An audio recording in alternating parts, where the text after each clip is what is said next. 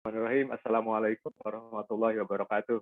Waalaikumsalam. Terima kasih sekali Pak Dio, dan saya terus terang aja kemarin juga ikut terharu lah. Pak Dio mengatakan 6 tahun penantian momen kemarin itu, yaitu dalam hal satu legal standing di BKBI, kemudian tentu juga bagaimana BEP ini semakin berkiprah menasional dan melalui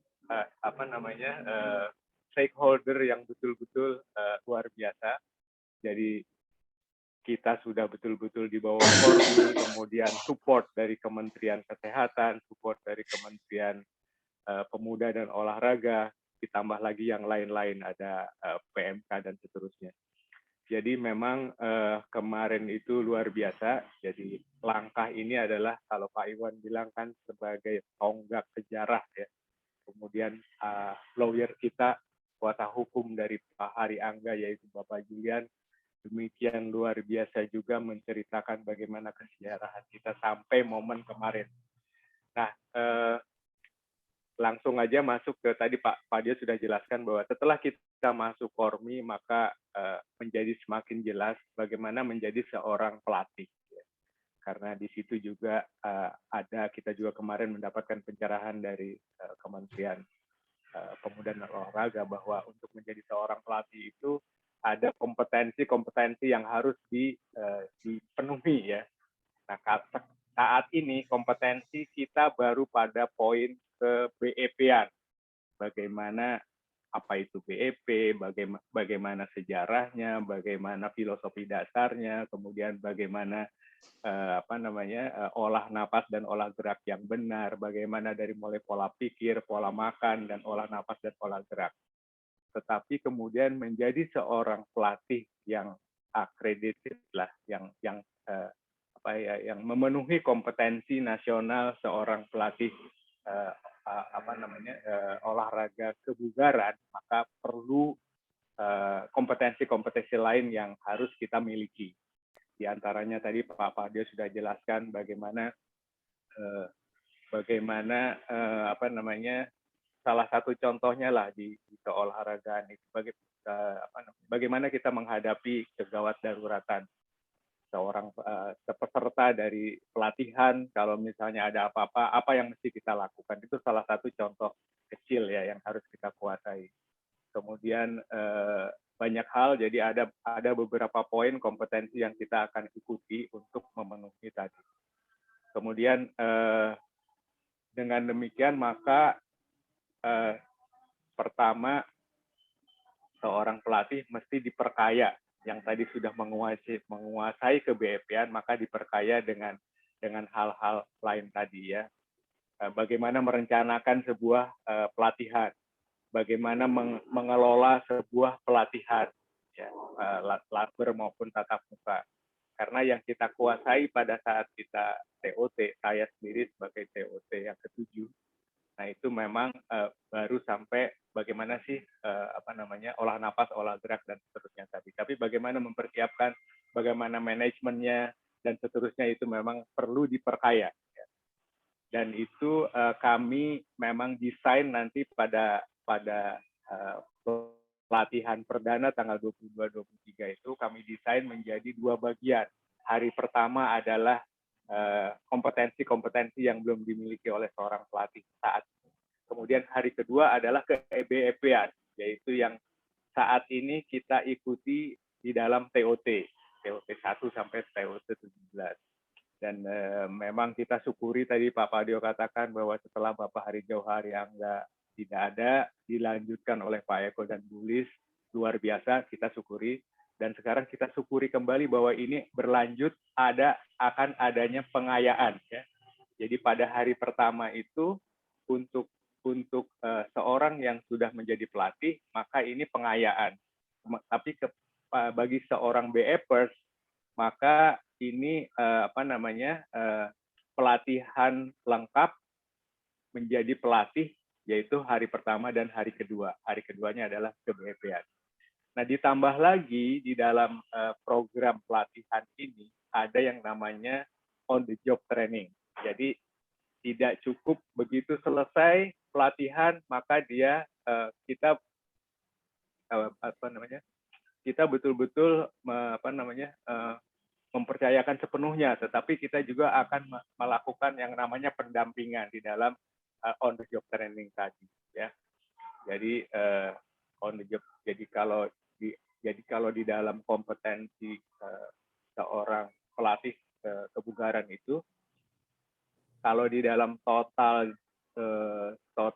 jam pelajarannya itu 32 jam pelajaran A 45 menit, sehingga kalau di total itu menjadi 20 jam. 32 jam pelajaran itu akan kita pecah menjadi 10 jam, yaitu yang pengayaan di hari pertama, kemudian 10 jam pelajaran yang A 45 menit itu tadi di hari kedua, yaitu ke BEP-an, kemudian 12 jam pelajaran di dalam on the job training. Jadi nanti akan untuk yang di Jabodetabek tentunya para instruktur bisa mendampingi tatap muka, tetapi untuk yang di luar Jabodetabek tentunya kita ada masing-masing nanti dari daerah itu para pelatihnya akan mengirimkan semacam video lah begitu ya, kemudian kita evaluasi dan kemudian ada pendampingan yang di dalam bentuk virtual gitu ya. Jadi memang kita ingin betul-betul yang namanya pelatih terjun di lapangan melatih atau membentuk sebuah rumah sehat baru itu sudah demikian siap, demikian lengkap dari sisi ke-BEP-nya, dari sisi tadi kompetensi-kompetensi lain, kemudian juga dari sisi manajemen sebuah pelatihan. Misalnya saya ambil contoh, kalau dia harus melakukan pelatihan bersama virtual, tentunya juga perlu menguasai bagaimana mempersiapkan virtual. Bayangkan seorang diri misalnya di ujung sana, di kota katakanlah di Bengkulu lah gitu ya, ada Mbak Jesse di sini di Bengkulu harus melakukan virtual di mana ada peserta-pesertanya di luar kota Bengkulu. Nah itu harus siap bagaimana mempersiapkan itu. Dan terus terang aja itu kan dinamika berkembang setelah adanya laser virtual. Tidak ada pada zaman saya dilatih pada zaman TOT itu. Jadi memang perkembangan ini harus kita terus ikuti. Nah, kembali lagi, jadi ada 2 jenis kepesertaan. Pertama adalah peserta pelatihan pelatih yang tadi totalnya 2 hari ya, offline-nya 2 hari. Jadi di mana hari pertama adalah mengenai tadi yang kompetensi di luar ke-BEP-an, hari kedua mengenai kompetensi ke-BEP-an, kemudian ditambah 12 jam pelajaran on the job training. Nah, untuk yang sudah menjadi pelatih, maka cukup hanya hari pertama, yaitu yang di luar ke-BEP-an tadi. Kemudian tetap ditambah dengan on the job training. Karena ini juga perlu kita kita evaluasi lagi lah untuk kita lebih bisa yakin dan saling mengisi di dalam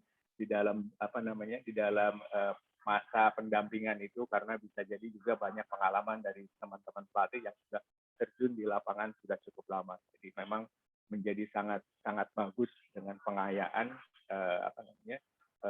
ditambah dengan on the job training pendampingan tadi. Jadi itu ya hari pertama, hari kedua. Dan hari pertama tanggal 22 Januari, hari Sabtu, kemudian yang hari keduanya tanggal 23 Januari, hari Minggu. Terus terang kami sangat mengajak semua para pelatih mengulangi apa yang tadi disampaikan Pak Fadil, mengajak semua para pelatih supaya kita semuanya menjadi seragam lah, standar kompetensinya menjadi seragam, dan pengayaan ini menjadi sangat penting. Saya sudah menyampaikan formulir tadi ke Pak Fadil juga, ke Bapak-Bapak, jadi silakan nanti kami sangat tunggu untuk Bapak-bapak, Ibu-ibu, teman-teman pelatih. Untuk vokal sudah kami sebarluaskan melalui kita punya WhatsApp grup forum pelatih, sudah saya share ke sana. Mungkin mohon kalau boleh dilengkapi dengan rincian yang ikut hari pertama itu materinya apa saja gitu. Jadi yang kedua hari apa, walaupun sudah ada itu di dalam daftar silabus itu sudah ada, namun untuk mempermudah teman-teman mungkin bisa dirinci hari pertama itu materinya ini, hari kedua materinya ini, sehingga materi pertama dan kedua itu demikian saya kira. Itu usul Ya, aja, Bapak spontan Dio, ini. dalam edaran saya belum saya lampirkan, jadi nanti saya susulkan Pak, apa namanya, katakanlah detail rundown-nya ya, hari Oh ya, ya, pertama oke. materinya ini, Oke, kemudian hari kedua ini. Saya nanti susulkan, saya sendiri nggak hafal sekarang oke, terima kasih. terminologinya. Iya, iya. Iya, Saya kira itu saja, dan saya sangat apa namanya, sangat berterima kasih diberi kesempatan untuk mengajak Bapak iya, Ibu teman-teman sekalian. iya, baik. Dan ini karena ya orang-orang tua bilang itu ya sangat populer saya kira. Tempalah baja itu